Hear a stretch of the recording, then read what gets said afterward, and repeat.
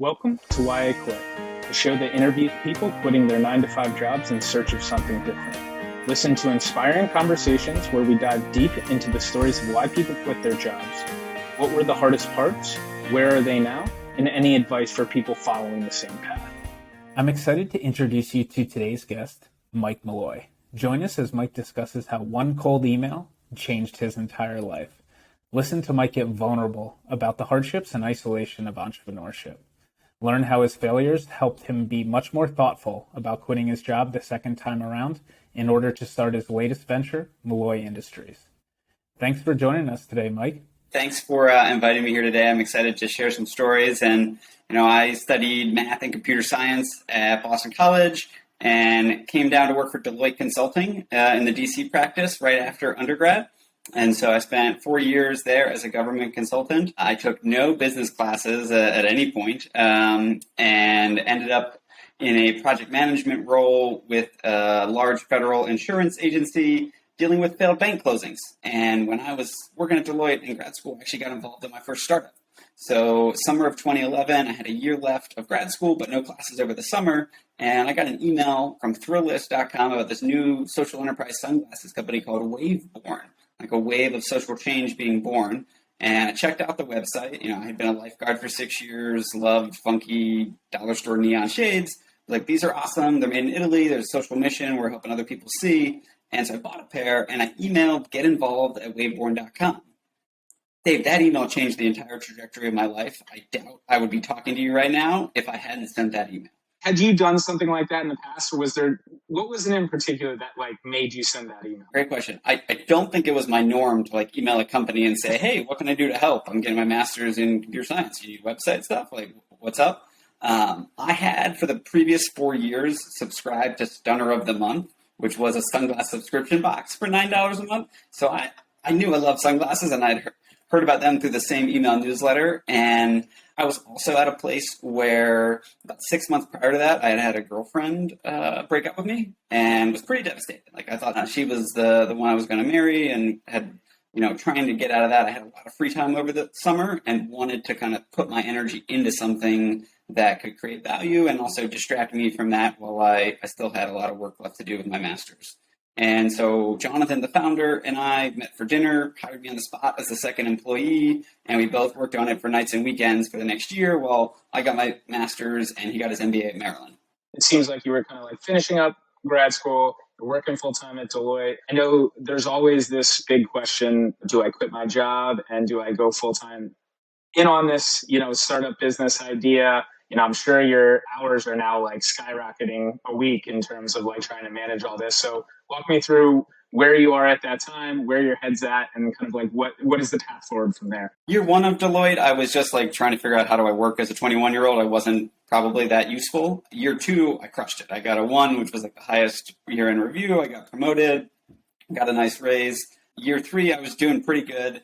And I told my manager at the beginning of year four, I want to just cruise. I want to make it through my master's. I was burnt out. I was making the same TPS reports every week. That took maybe 12 hours to do that and a few other things. But it wasn't I'm really excited to close some more failed banks. And I was super pumped about the sunglasses company. And so I took a graphic design course at Georgetown, which taught me how to make the marketing materials for the company. And I realized as graduation was approaching, it was a kind of inflection point. And one of the best pieces of advice I got in college that I've come back to a few times now is every 3 to 5 years, you should radically reevaluate your entire life. Where you live, where you work, what type of work you're doing, the industry, basically everything except for who your spouse is. Once you pick that one, you should probably stick with that one. That's not every 3 to 5 years you can re-roll the dice. But I took that to heart. And then, I spent 4 years at Deloitte, and as it was probably the end of April, I'd had a meeting with some of my peers on the team who had noticed that I hadn't really been pulling my weight, and that, hey, once you finish grad school, Mike, we need you to work on some proposals and have some late nights and do all that stuff. And I went home and I called my dad and kind of talked through some things. And I went in the next morning and I put in my 6-week notice. And so my advice for folks was that I didn't quit and then start something new on Monday. I had been working for a year on the nights and weekends to make money on this startup And I think a good rule of thumb, if you're thinking about making that leap, is to generate at least $1,000 in revenue in 1 month, and then do it again the next month. Is there like a repeatable sales process? Do you have monthly recurring revenue? Are you able to acquire new customers at a sustainable clip? I'd also encourage to have some safety nets of savings. Like I had about 10 grand in the bank for an engagement ring that I never bought, that I used to rent myself a beach house in Dewey Beach, Delaware, and live there for the summer after I graduated and left Deloitte. That's such a good transition point to kind of thinking about, where it's like, figure out what your savings are, what your run rate is, like how long you're going to be able to do it. How far in advance did you think through with Waveborn, where you're like, okay, I need to be able to sell this many sunglasses to be able to live month by month? Or did you have like a more high level plan where you were like, I'm going to build this business to, get to X, Y, and Z? Yeah, so I will acknowledge that I'm 34, soon to be 35. 25-year-old Mike was not as thoughtful, certainly more risk tolerant. And ironically, I was a math major. I got a perfect score on every math standardized test I've ever taken. Nobody taught me finance and accounting. I didn't understand what an income statement was, what cash flows, cash conversion cycles. Like, if you don't know the words I just said, go to investopedia.com, bookmark it, look up all these words, because cash is king, man. And what I learned the hard way was that we'd make a bunch of money Memorial Day to Labor Day, and every winter for 4 years I went broke. Like $0 to $- in the bank account.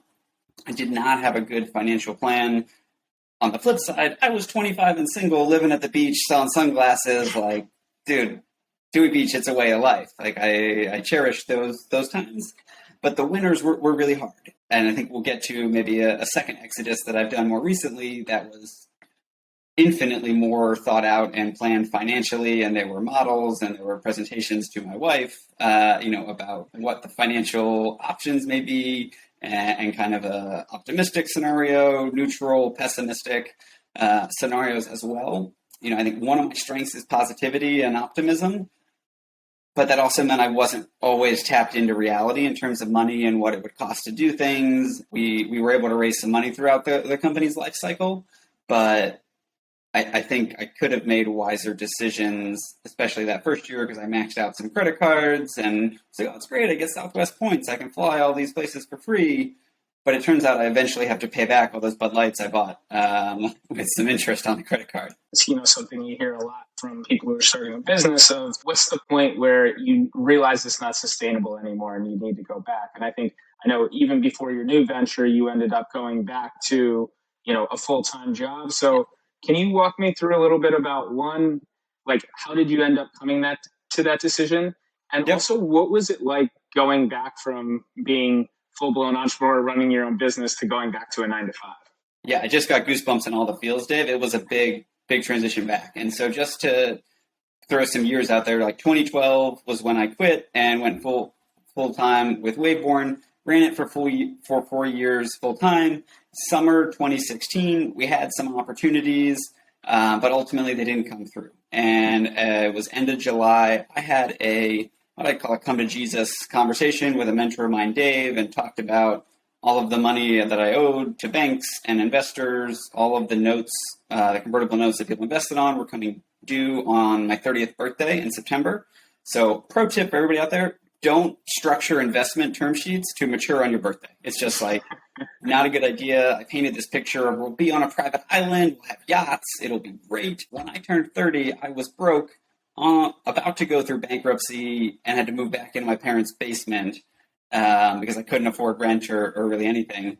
And it was very, very humbling. We had also raised money from 27 different investors. So I had to have 27 phone calls with people to let them know that there was going to be no financial return on their investment. And one lesson I learned was if you have to deliver bad news, don't bury the lead. Don't have a fluffy 20-minute conversation at the end. Be like, by the way, I lost your money. We're going broke. I'll see you later. But that's not cool. Nobody likes that. And if you lead with I just want to go ahead and rip the Band-Aid off, people brace themselves. They know some of their hair is going to get pulled off. It's going to be uncomfortable, but then you can spend some time talking about it.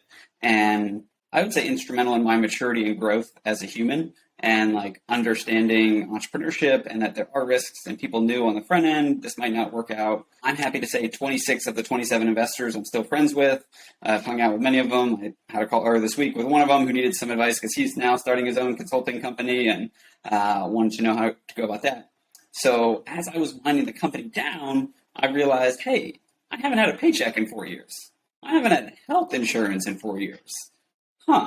Maybe I should start applying to jobs. And so I had heard about the Halcyon Incubator through some friends from Georgetown. A misfit who went through the program was on their mailing list. I remember early August, I was working at Baltimore, and I got an email from them, hey, we're hiring a program coordinator. So I polished up my resume, wrote a little cover letter, sent it in, and like 10 minutes later, Ryan Ross, who would end up being my boss, gave me a call, and I remember exactly where I was when I got the call, and, did a few interviews. 11 days later, I got the job and started there. And it was a big shock to my system to go from full-blown autonomy. I'm this like cool sunglasses guy, wears board shorts and Frisbee jerseys, to like, I got to wear shoes and pants, and I got to be there 5 days in a row, like consistently. And couldn't have picked a better place to land than Halcyon. For somebody who, while I landed there, also had to go through business bankruptcy, and 6 months later I had to go through personal bankruptcy. Like, that stuff was really tough. But I also got a paycheck every 2 weeks that you could exchange the money for goods and services. It was a much more financially stable place that I was getting to. And on this, Dave Ramsey calls it the path to financial peace. Of having $1,000 in an emergency fund, having 3 to 6 months of living expenses saved up, and being able to use the debt snowball and pay off some credit cards and things over time. So the nice part about Halcyon too was that I was working with entrepreneurs all day, every day. Like, they are my tribe. They're the like-minded individuals, and based on my experiences, had a ton of empathy for the challenges they're going through, the doubt, the uncertainty, the imposter syndrome, the where's the money going to come from. But I got to fake it till I make it, and tell everybody I'm crushing it and I'm killing it, even though mentally things might be a little hair on fire. It's interesting hearing you talk about business bankruptcy, personal bankruptcy, in a very for lack of a better word, nonchalant way, right? And what I'm wondering is, like, at that time, did you see a light at the end of the tunnel? Great question, Dave. I have some distance now. I've also shared this story many times, so it's not as hard. But in that period, that year or so, I was in a really dark place. Like, I was depressed. I was afraid to go see friends. I was embarrassed. And for a while, I didn't have any money. So like, I couldn't leave the house because I didn't have a credit card or debit card that worked. And one of the things that I used to get through it was compartmentalization. And there was this compartment in the back of my brain that dealt with the 52 pages of paperwork I had to fill out, and all the bank statements, and the 341 meeting of the creditors. And I didn't talk to anybody about it. I didn't talk to friends. I didn't talk to my parents. I didn't talk to my girlfriend, who's now my wife. I guess I had a leadership coach at Halcyon who was the only human that I talked to about it. And I would usually on Saturdays just like carve out 4 hours and go into Baltimore, not talk to anybody, and just like work through the muck of trying to clean up my mess. And I have found, though, that over time, sharing that story here and with students at Georgetown and other places, it paints a more realistic picture of what entrepreneurship is. Like, it is inherently risky. Like, I bet the farm and the neighbor's farm and, more than once, and I didn't win those bets. And I learned a lot of lessons from it, and I learned a tremendous amount of skills through all of this. And what's cool about your career is it's not a corporate ladder. You don't have to climb it up forever. It's more like a corporate jungle gym or a playground where there's like, you're on the monkey bars with some friends, and maybe you go down the slide and you roll in the dirt for a little bit. But then a buddy says, hey, you want to get on that seesaw? And that buddy turns out to be your co-founder. And maybe his name's Phil. I don't know. And you guys have a blast, building some rocket ship that could go to the moon, or it could be a drone that just hovers 50, 100 feet above the ground, but you pay your monthly bills, and, that can work out really well. And the skills you learn throughout the jungle gym and different roles and companies, you get to bring with you forever. Like, you invest in yourself, that pays dividends in perpetuity, and no one can take away, those skills. And I do have some like lessons learned from Waveborn I've been able to share with other companies, and, templates and things like that to kind of pay it forward and help that next generation folks that are just getting started in their entrepreneurial careers. Yeah, I think it's really important for people to know that they are able to have those conversations, right? And I think like entrepreneurship can be extremely isolating.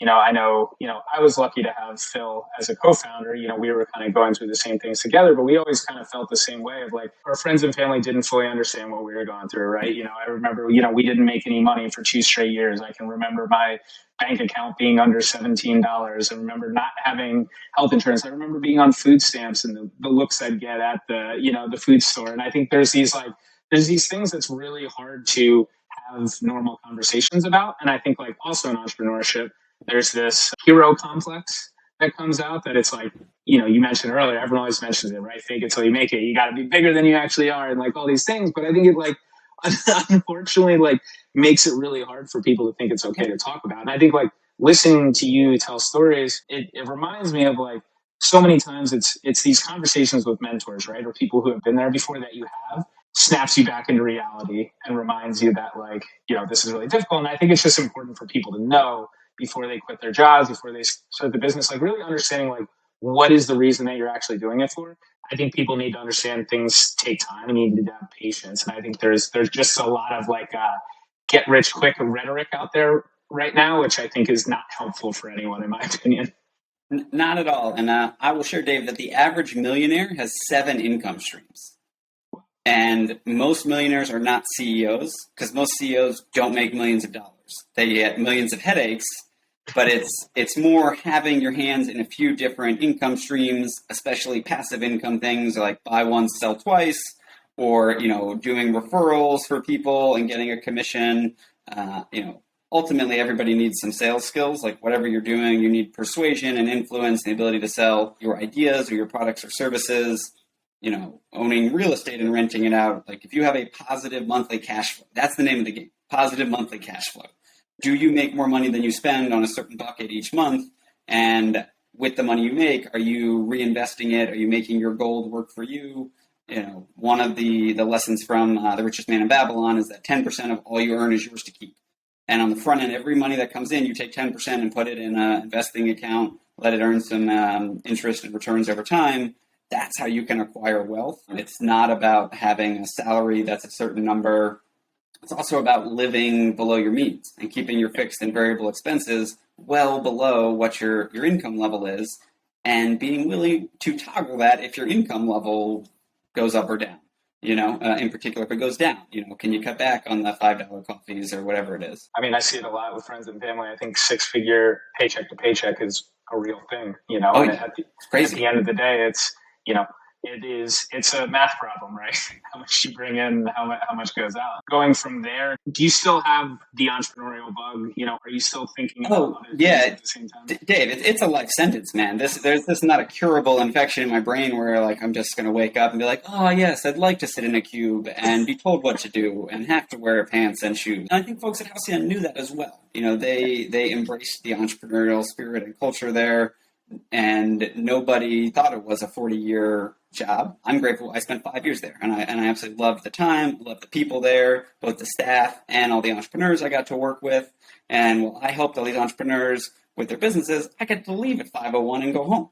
And I didn't have to wake up in the middle of the night with how am I going to make payroll or whatever it is, or nail that next investor pitch. I nurtured them. I think I'm a very talented coach and advisor. With Waveborn, I was the CEO. I was the rock star, the lead singer. I much prefer to be the bass player singing backup vocals and to kind of be on the side. I'll do the stuff that nobody really wants to do. I'll tell you the horror stories from things that didn't work out for me so you can avoid it. And ultimately, I love people and connecting people and introducing folks in my network and finding ways to add value and make kind of, win-win-win opportunities for folks. Now, some of those might be all caps win or a capital W win or a lowercase win, but it shouldn't be win-lose. Like I don't see entrepreneurship as a zero-sum game. It's a positive-sum game. And the more folks help one another and share, and we talked a little bit earlier about the struggles of not being able to talk to your parents, your friends about it because they don't understand it. I think it's really, really important for first-time entrepreneurs to develop friendships and relationships with other entrepreneurs and people who can empathize, who have been and or are in the trenches dealing with their own struggles because they get it. And you can kind of vent and feel heard and go out to get some ice cream or a beer or something to pick each other up when you get off a call and you just lost $25,000, or when you get home from a pitch competition, you got a giant check for $25,000. It's the higher highs and lower lows, and being able to kind of stabilize that, I think, is really important. And I have very much leaned on stoicism over the past 5 years as a philosophy, and understanding that everything out there, kind of outside of my hula hoop, so to speak, is out of my control. I can control my own reasoned mind and how I react to external circumstances. And I can be self-aware of the story I tell myself. And am I a victim or a villain, or, poor me, or, hey, I can do anything. And I literally tell myself every morning, I can do anything. And I hop in a freezing cold shower, and I'm like, all right, let's go. I'm awake. We're going to have a great day. As you started thinking about what was next after Halcyon, what was it like when you actually, put in your 2 weeks? Talk to me a little bit about, was that conversation difficult? Was it something you thought about for a long time? Because I think a lot of people really struggle with actually going through. The people that say they want to quit, or they say they want to do something, whatever they're looking to do, if it's start a new business, whatever it is, I think so many people struggle with the actual act of quitting.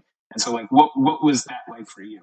Yeah, great question. And so I did just resign probably about 4 months ago from Halcyon, and it was not something I took lightly. And I would never encourage somebody to have a bad day and quit the next day or quit that day.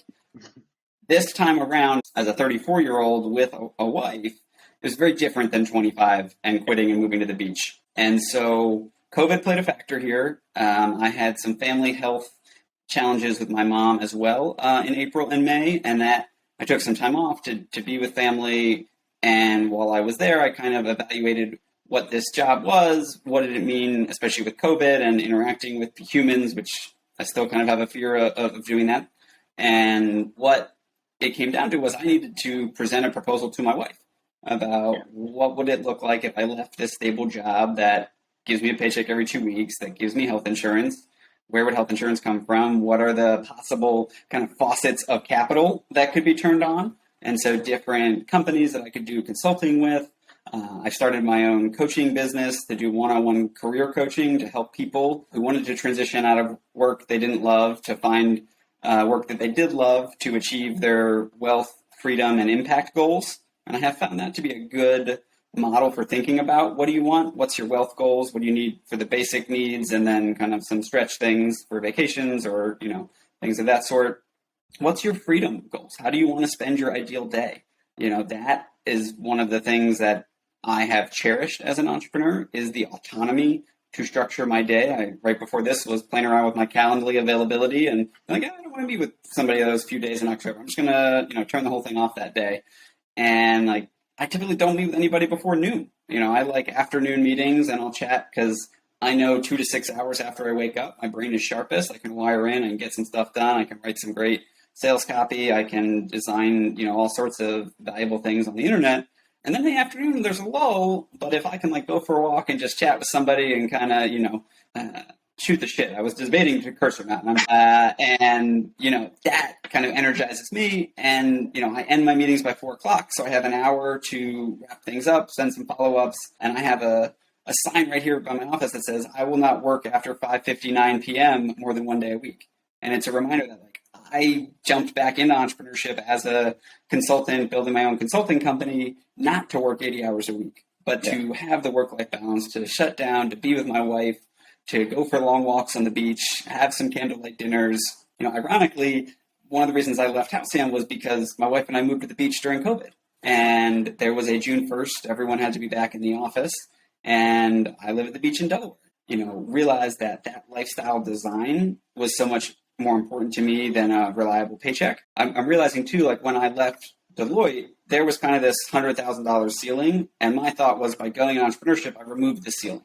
The sky's the limit. There's a much higher earning potential. And, similarly with leaving Halcyon, I feel like there's potential for me to earn more as a consultant, to have a higher hourly bill rate, to work on work that is fascinating and motivating to me, that aligns with my values, and grateful too to have a network of people I built over the past 12 plus years, that think I'm a pretty smart dude, enjoy my dad jokes and corny sense of humor, and, want to collaborate to build meaningful work for them.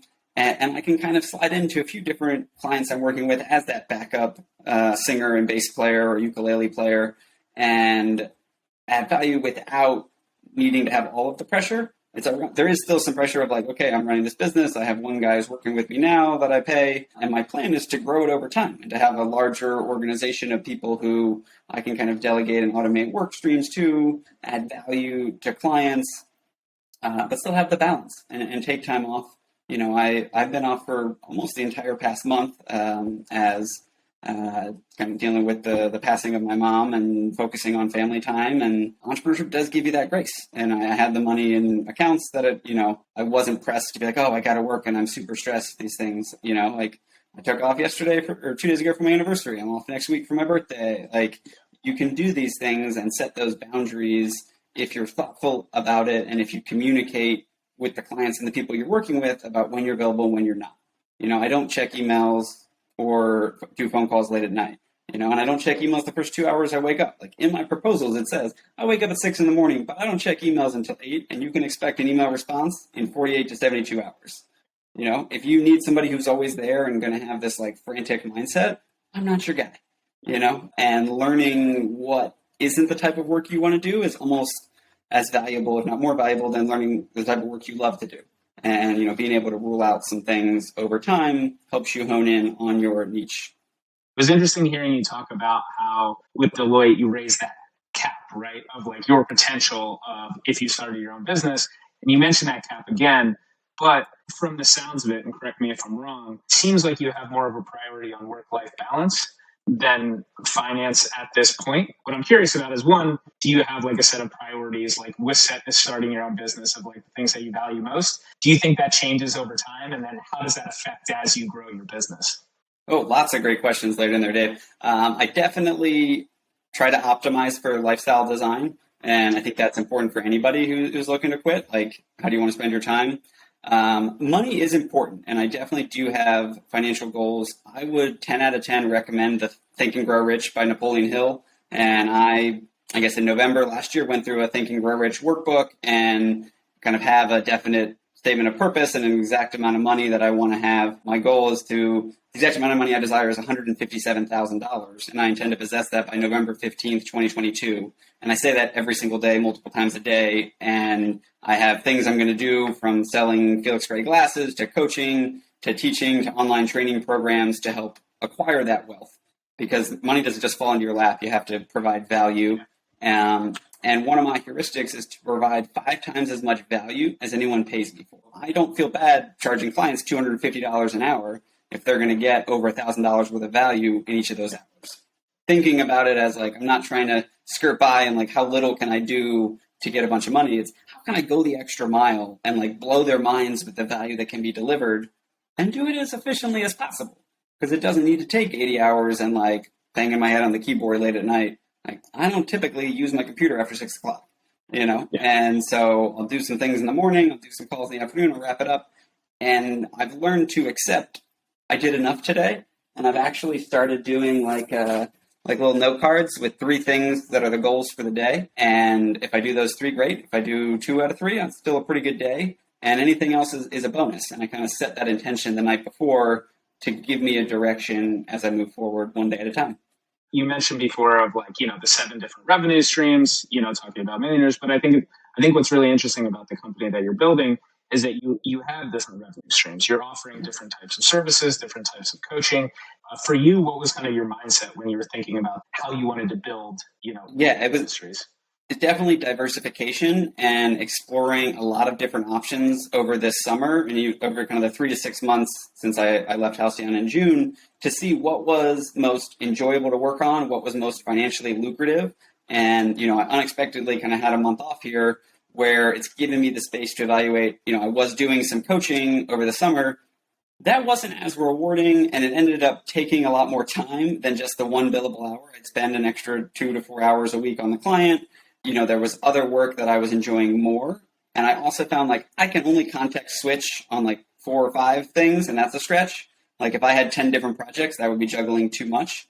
I do think having a reliable income and knowing, hey, I can work a certain number of hours at Starbucks or driving Uber or Lyft, or, I've got a client who wants 10 hours a week.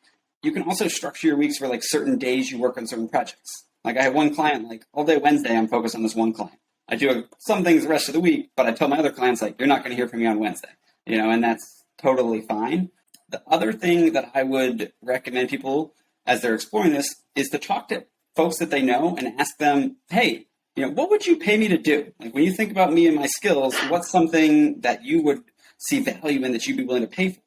And so since I left in June, I've been doing 3 informational interviews, customer discovery / friendly life updates with folks.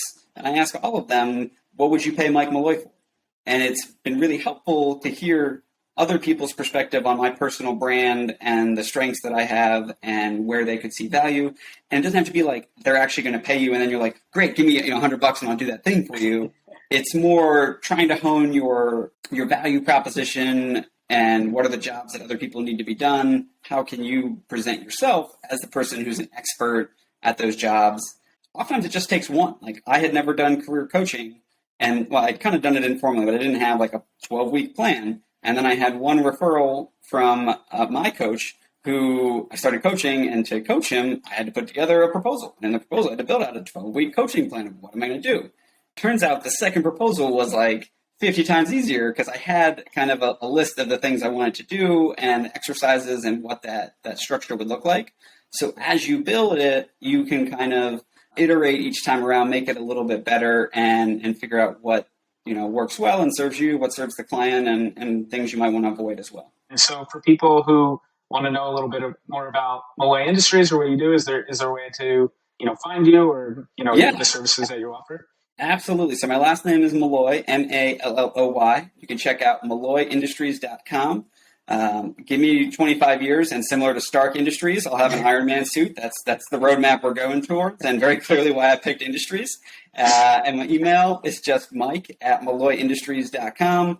And feel free to connect with me on LinkedIn as well. I'm friends with Dave on there and a bunch of other folks. And if there's anything I can do to help, either with sales strategy or career coaching, helping businesses in that growth stage go from $500,000 to $5 million in revenue, so they can meet milestones for their investors is my sweet spot these days.